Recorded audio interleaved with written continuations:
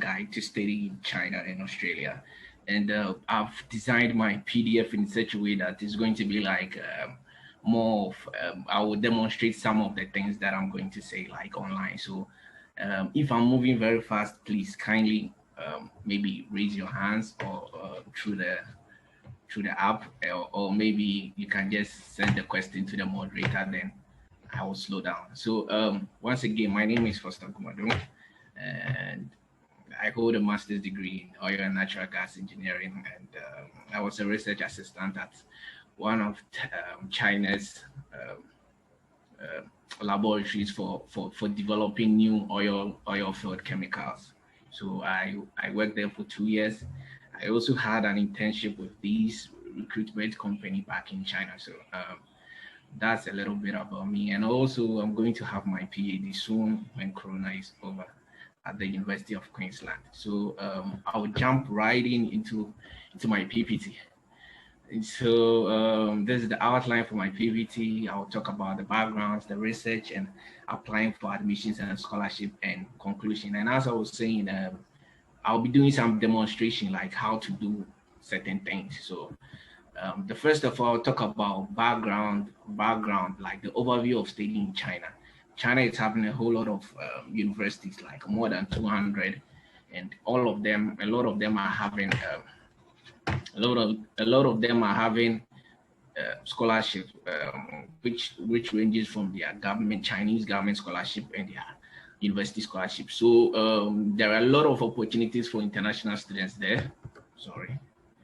And in China, they have two intake. They have September intake and the February intake, but the February intake is being run by just a few number of universities. And also there is limited amount of scholarship for the February intake.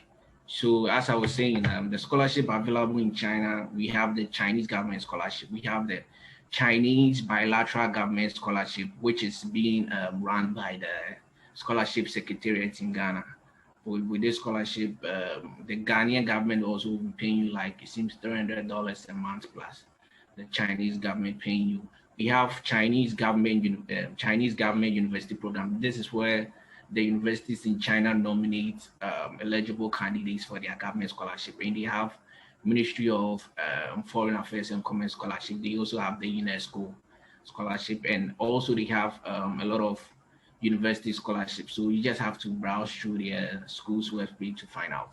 And for China, after school opportunities is very limited. It's very few. So normally those who go there is either they use China as a bridge to study in a different country, like let's say after studying in China, they will apply for masters in Canada and all those, because currently the Chinese universities are being like a lot of universities recognize them across the world. So normally they study there, and maybe they will jump to USA, Europe, or Canada or Australia to continue their studies. And some of them who are fluent also get the chance to work there in some of the companies. But that one, your level of proficiency in Chinese should be very, very like high, like close to the native. So I will jump to study in Australia. With Australia, they don't have much schools as compared to China. They don't have much universities as compared to China. They also have two intakes. And the kind of scholarship there, they have their government scholarship, which is one from Australia Aid. And in Ghana here, it seems also for the Australian Aid scholarship, it's run by the Scholarship Secretariat. But when you go to the Australian Aid website, I think they will show you the process over there. And they have the research and training program. The research and training program, it seems they have two classes. One is being run by their embassy here, and one is being run by the universities over there. So this is the kind of scholarship that I'm holding, but I was nominated by the university over there. So with the RTP, they also like, it's sort of a full funding scholarship. You just have to just buy your plane ticket and go. That's there. And they also have the Australian Destination Scholarship. It's a new sort of scholarship made by the Australian government to move people to rural Australia. They want to encourage more international students to go to the rural part of Australia. So this one is normally it's good for master students, those who want to study masters in Australia and they want fee subsidies. And they have the university scholarship. Every university is also having self-funded or internally generated scholarships that they give to students. So you normally have to check the school's website for that. And we have after-school opportunities in Australia. Australia, after studying, you're also allowed to stay there to get more practical experience. So with Australia, after graduating, you can apply for different visa streams for students who are trained, like Australian trained students, like international students who were trained in Australia. They have a certain visa class for them that you apply, and afterwards you get a job and you can also stay there. It's quite similar to that of Canada. So I will jump into the application side. So before you can apply, you have to do a lot of research. This is where a lot of students get demotivated and they don't follow up. So with the research side, we will start with exploring the schools, the program, the scholarships, and researching about the preferred universities, the key documents, and contacting supervisors. So to research about the schools, we have like a lot of countries, they are having like a government site for that. And for Australia, this is the website, and for China, this is it. So let me see. Oh, sorry.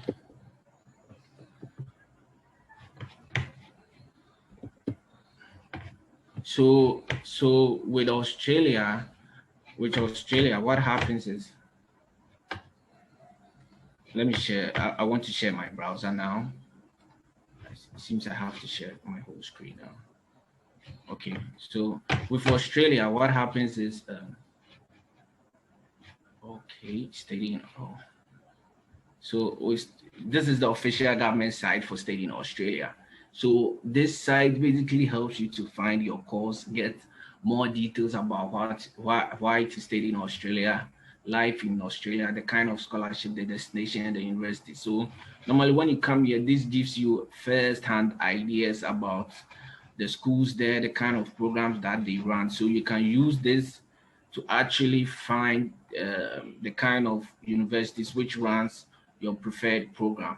So you can use this site to find different universities for your courses. So you just go and you can see over a site, courses, institution, scholarship. So you can search on that based on whatever you want. So this will give you first-hand information before you can dive deep. And for China, the website is Campus China.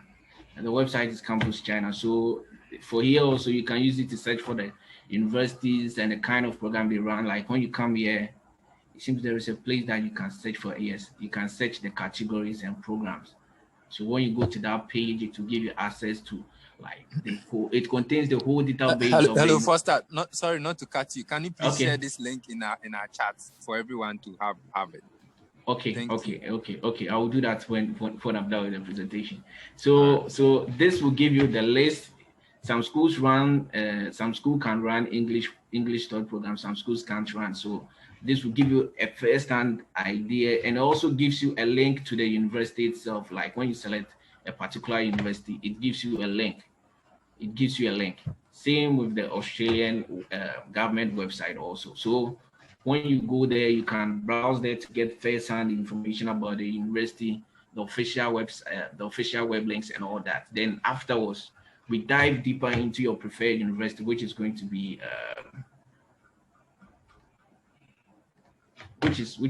my next slide. My slide has closed. I don't know why. So now we are going to dive deeper into your preferred university. So when you go to your university's webpage, you have to know how to navigate on the university webpage. And the outline of the website changes from one university to the other. So when you go to the official website of the school, when you go to the official website of the school,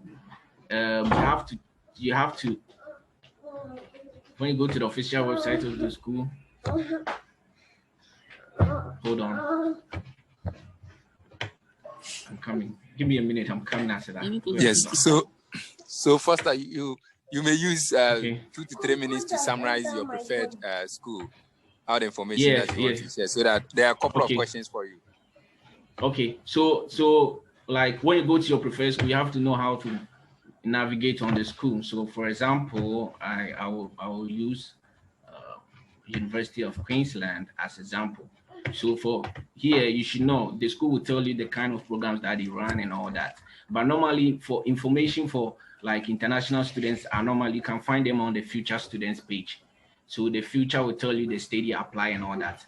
But if you can't find anything, make sure you use the search button over there. So when you go to the site, they ask, what are you looking for? So maybe if I'm interested in School of Chemical Engineering, I just type School of Chemical Engineering. It takes me like it to give me a link to that. It will give me a link to the website. So it will give me different results with the School of Chemical Engineering. Then I can go to School of Chemical Engineering. Then I can do a lot of research about the School of Chemical Engineering, what they are doing. It's giving me a link to School of Chemical Engineering. Then I can go there. So when I go to School of Chemical Engineering, if it being a supervisor that I'm looking for, I have to go to the staff section or the faculty section to look for the staffs in that department. So that's how it's being done. So when you go there, make sure you know how to search for the things that you are looking for, or else you'll be demotivated. So this is basically about diving deeper. And also make sure when you go to the university page, you check information on the admission requirements, and also you can explore their scholarship pages. If you can't find their scholarship pages, you can use the search button also there. You can type scholarship and it will come. And the last part is getting the link to the application portal. So for that one, you can see when you select a certain course, you can see they will say apply now. So you click there to take you to the portal. I will demonstrate that later.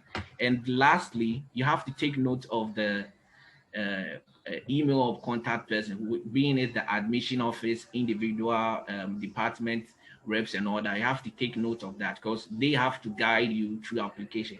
I quite remember during my application, I was linked to one guy who is responsible for higher degree research students. He was guiding me, and every problem that I was facing, I was telling him my IELTS wasn't ready. I told him, and like he can leverage on your behalf so that you don't miss any opportunities. So afterwards, after researching and all that, you prepare your documents, and the documents is quite similar to what my other colleagues they've said over here. You have CV, certificate, English proficiency test, non-criminal record certificate, medical examination certificate, like for the Chinese schools. But for that one, it's not relevant for Australia or any other school. And quick tip on the CV, because you are using it for school, you have to structure in such a way that like you are a serious student. You have to state your research interest because the school will give you admission based on your research interest being aligned with their research capabilities. So you have to also research on that. Give a section in your CV like this. This is my sample that I used in my application. So this is it. It's quite short. I just listed my research interest and some projects that I've done. This is my master's thesis, and it seems the last one is my bachelor's thesis. So you can put a little information on it. And I have something also about selected publication because we taking research degree courses or PhDs, you have to prove your research experience, and this is the only way you can use to prove, or you can get your supervisor, your master's supervisor or your bachelor supervisor to just give you a letter, that you've conducted some research in your lab and you have some experience and all that. I want to show you. I want to show you a sample of that letter also, and. Okay. Foster, you can show that with our 30 seconds, and then we can take some questions. Okay. I'll send a sample also afterwards to Nanaya. So I will move back to my slides. if I'm able to finish early, then I'll go back to that. So afterwards, you need a passport, and before you can study overseas, if you don't have passport, don't even think about it, because all the schools is that, and you have to apply for your passport very early. So I think right now during the COVID season, you can like take that opportunity, apply. It seems it's 100 cities for the express forms also, and it will take 3 months or so. So, and that one is cheaper, because if you wait for the last minute, you have to pay for express, which will cost like 700 to 1,000 Ghana cedis, and running through these agents also is quite hectic. So I think if you want to study, you have to get your passport as soon as possible. And now the advantage is 10 years, so you can do it now, and you can enjoy it for the next 10 years. So the next one is acceptance by a supervisor. That one, my colleague Dave said a whole lot of things about it, so I just move on to the good. So contacting supervisors.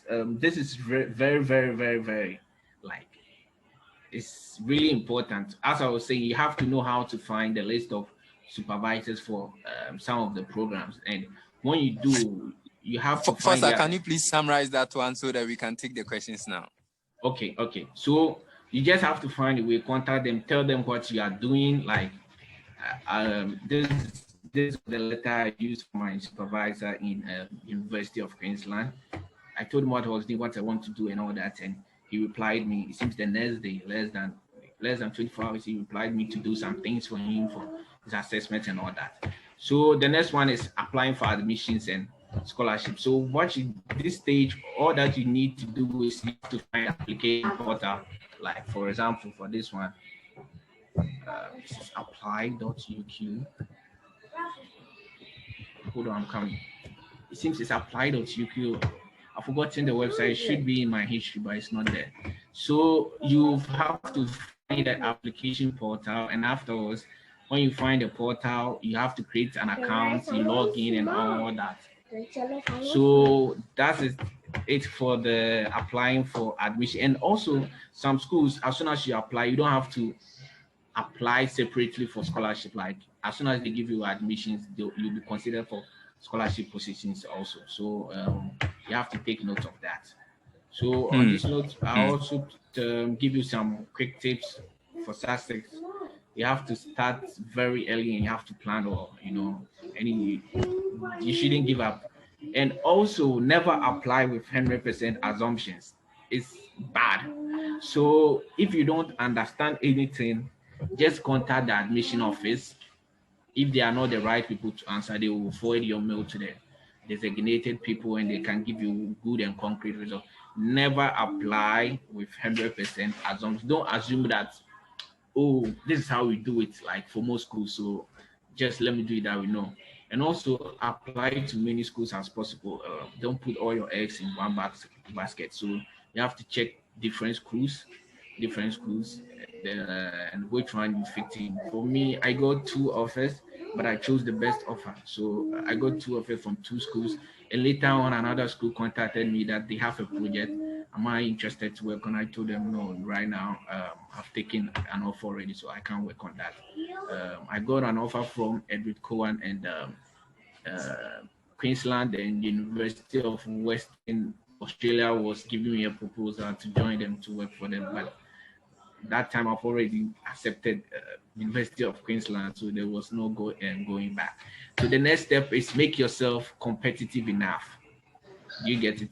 Scholarships are academic based. Like, it's not they have to give everybody scholarship. No, it's like a competition, and right now this competition is so tough that you are competing with equally good or maybe better students from different countries. So you have to make yourself competitive enough. Like for those guys who want to study PhDs, you have to get more articles and journals, and you have to partake in many research activities. Like for my master's, I was helping a lot of my friends to help write papers and all that. So yes. And the next page, you can use LinkedIn and ResearchGate to get into contact with some of the professors. And I'm on ResearchGate. Normally, you display the kind of research you do, and helps you to connect with a whole lot of people. And also, you can also use LinkedIn to also find students who are in your preferred university and ask for some guidance. It's also, as for some Ghanaians might reply, if Ghanaians, it doesn't work for you, just look for anybody, any student there, just ask him, oh, maybe I'm applying to this department. What kind of funding is there? Can even sorry, first, our time is really running out. Okay. So that's all for now. So yeah, your questions are welcome. So the first question is that these schools, especially in China, do you need GRA, English, IELTS, or GMAT or something? Okay. For Ghanaian students in China, you don't need GRE or IELTS. All you need is English proficiency letters, because they believe the English of most Ghanaians are good, and they are being taught in English from your bachelor, so you don't need that. Sometimes also you can just use your WASI certificate to prove that. All right. And do the Chinese have any work permit after gaining your master's degree? Do they give any work permit like that after master's degree? Yes, as I was saying, it's few, unless maybe like sometimes it happens before you graduate. Some companies do come to schools to recruit students, like those companies who deals with internationals, so they come and recruit. But it's not every time. It happens just once in a blue moon. And also, if you are good and you are fluent in Chinese, like other companies can pick you up right after graduating. And yes, so but then it's not a lot as compared to different countries. Okay.